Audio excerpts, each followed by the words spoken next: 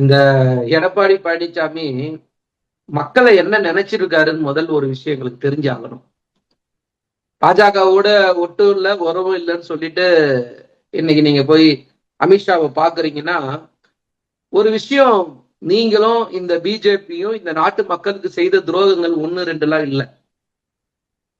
அதாவது சிஐஏ சட்டமா இருக்கட்டும், என்ஆர்சி என்பிஆர் சட்டங்களா இருக்கட்டும், இல்லைன்னா ஆர்டிகல் 370 திரும்ப பெற்றதா இருக்கட்டும், இல்லைன்னா முத்தலாக்கு சட்டங்களா இருக்கட்டும், இல்லைன்னா வேளாண் சட்டமா இருக்கட்டும், இல்ல அக்னிபாத் திட்டமா இருக்கட்டும், டெல்லி மாநில உரிமை பறிப்பு சட்டமா இருக்கட்டும், இல்லைன்னா இந்த மக்களுக்கு நீங்க செய்த எந்த ஒரு திட்டங்களும், இந்த நாட்டுல கொண்டு வந்த எந்த ஒரு சட்டங்களும் நீங்களும் பிஜேபி செய்ததை இந்த நாட்டு மக்கள் யாரும் மறக்கவும் மாட்டாங்க, உங்க 2 பேரையும் மன்னிக்கவும் மாட்டாங்க. மத்திய உள்துறை அமைச்சர் அப்படிங்கிற அடிப்படையில போய் சந்திச்சு பேசுறாரு. தமிழகத்துக்கான நலங்கள் வேண்டிதானே போய் பேசுறேன்னு சொல்றாரு. இப்ப நான் ஒரு பட்டியல் ஒண்ணு வாசிச்சேன்ல, இது எல்லாம் எந்த அடிப்படையில வந்தது?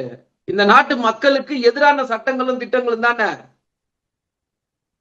அப்ப தெரியலையா இந்த நாட்டு மக்களை பத்தி உங்க 2 பேருக்கும்? உதயமின் திட்டமும் உணவு பாதுகாப்பு மசோதாவும் அம்மையார் ஜெயலலிதா அவர்கள் எதிர்த்த திட்டம். அந்த 2 திட்டத்துக்கும் கையெழுத்து போட்டது யாரு? இந்த எடப்பாடி பழனிசாமி தானே.